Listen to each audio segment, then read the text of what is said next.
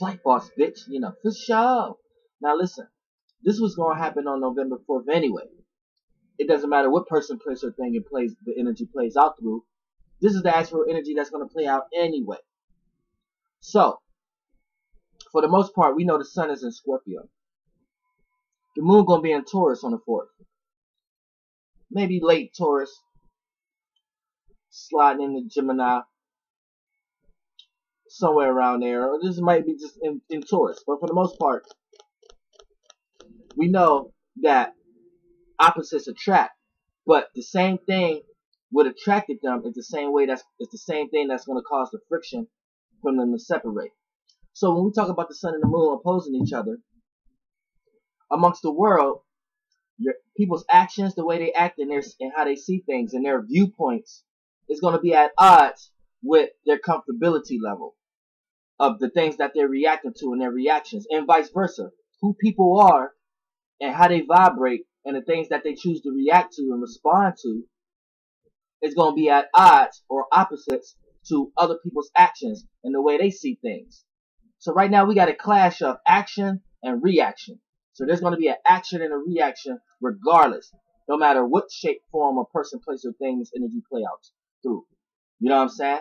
People are going to be uncomfortable by other people's actions, and vice versa. Certain people's actions is going to cause reactions, responses. That's the moon. You see what I'm saying? So, getting into dissect what actually is opposing each other, we got the sun in Scorpio, the moon in Taurus. Now, the moon is exalted in Taurus. So, what is the moon? The moon likes to feel, likes to vibrate, likes to care, likes to connect. You know what I'm saying? Likes to deal with the emotions. So, it gets to do that best. It's like a kid at Disneyland when it's in Taurus. It gets to do that, and it gets to actually feel. It gets to actually touch things in reality. It gets to actually connect things in reality. Because what is Taurus? Fixed earth. Being fixated on its own way of thinking and being practical, which ultimately is common sense. So that earth signs deal with reality. So the moon gets to actually connect things that make sense, that's practical. You know what I'm saying? That's based upon reality. So right here, everybody's emotions and feelings is going to be indulged into the external. And they're going to use that external feeling and expression to make them feel comfortable internally. It's a form of comfortability, a form of stability. You know what I'm saying? So all moons in Taurus, you guys understand this. You know money ain't really about the money, but money plays a source of stability. It plays a source of foundation. So if money is what it takes to feel comfortable, then that's going to be something you get. But then you'll have a lot of people say you money hungry, this, that, and third. You know that's not what it is. So, and a lot of earth signs know how to do this. They know how to see the behind the scenes realm of the actual external thing. You know what I'm saying? So a lot of times they just take that material or take that external thing as a representation to what they feel in the internal.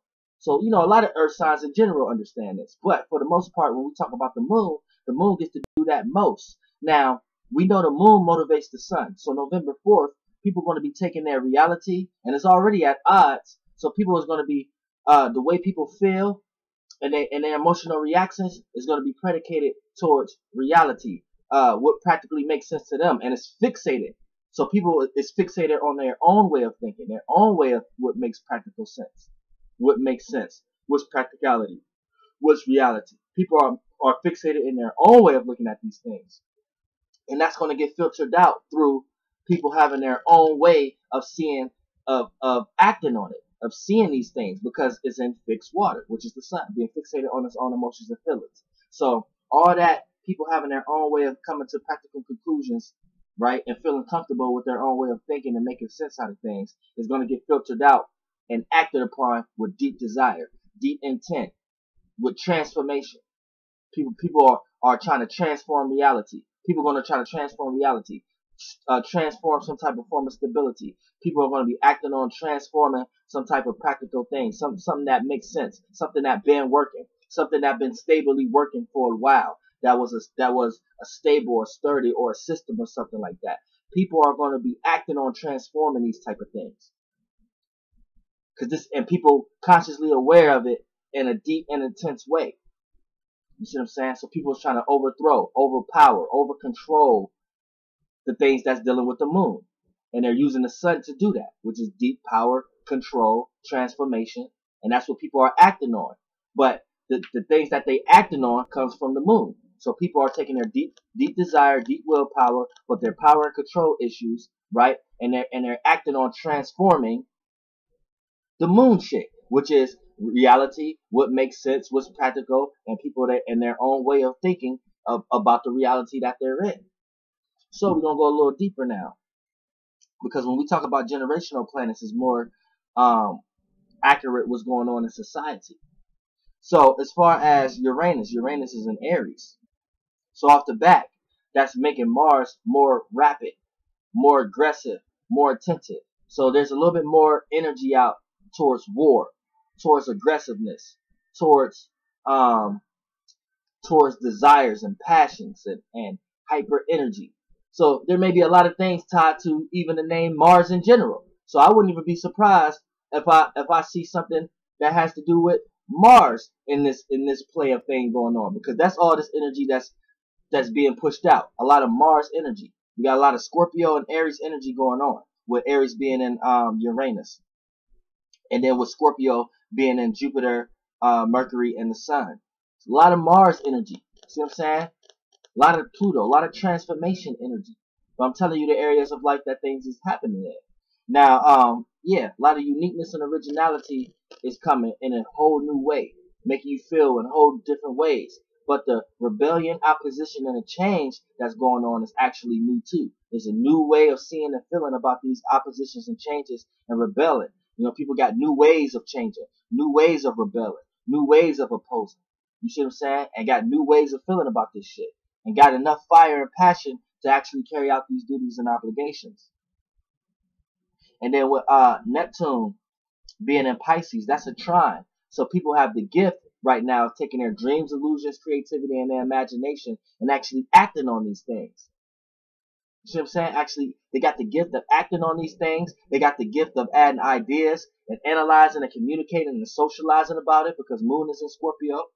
And they also has the gift of being wise, having wisdom and knowledge, and actually bringing this into an experience. So regardless of what type of group or person, place, or thing this energy plays out through, these are the energies that's going to get played out. You see what I'm saying? Also, with Pluto being in Capricorn, that's a sextile to the Sun, Mercury, and Jupiter. So, you know, when we talk about Pluto, that is transformation.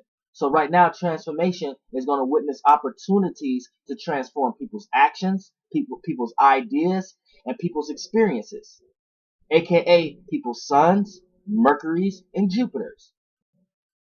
So right now, you're going to witness opportunity. Pluto is bringing in opportunities for shit for the power and control issue, and the transformation is going to witness opportunities to transform people's actions and the way they see things and what they're consciously aware of, which is the sun. You're going to experience opportunities now where people's thoughts, ideas, and communication styles is going to get transformed, and is going to be involved with power and control issues and deep desires and goals and motivations, which is Mercury, which is ideas, that's Mercury. And people's experiences is about to be transformed.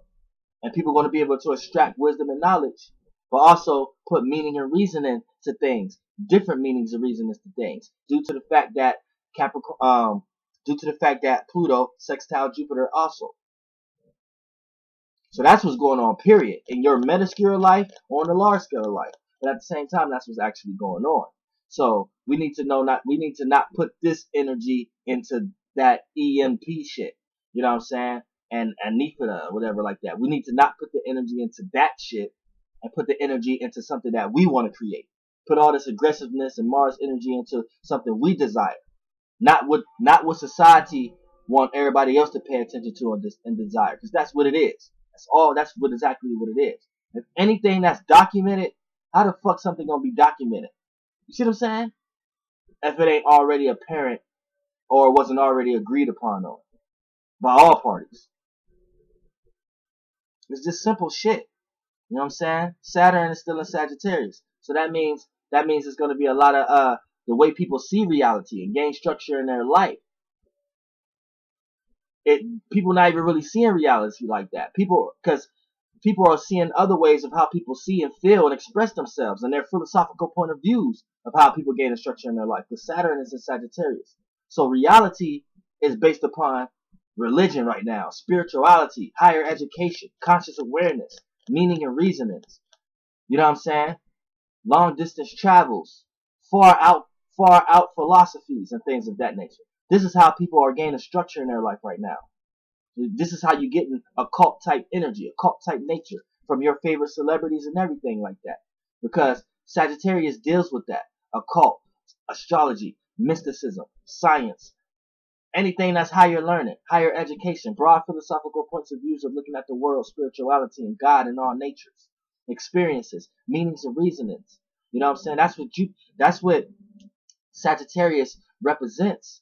And when you have Saturn in that, this is how Saturn represents reality, how one gains structure in their life, whether it's a person, place, a thing, a job, or whatever. And where one places and receives boundaries and restrictions and limits. All of that is being placed in people's theologies and philosophies and things of that nature. So, you know what I'm saying? People are gaining structure in their life in very unique ways right now, but ways that's not even really based on reality. So don't even be surprised if people try to restructure reality in a non-reality type way, in a high-spirited or a high-religious type way, in some type of way. Don't be surprised. The time has come around for that type of shit to go down. You see what I'm saying? So this is all about perspectives and how you look at things. I could have looked at November 4th chart and tell you how it's going to be a beautiful day, but at the same time, y'all putting all the energy to what they want you to put it towards. So I have to break you out of it like that and tell you just the energy that's going on with it anyway. So, you know, just be aware. You know what I'm saying? I'm getting to a point where I don't even want to be conscious anymore. I don't want to be consciously aware of what you fuck niggas be consciously aware of. I just want to be aware. Flight boss, bitch. Goddamn.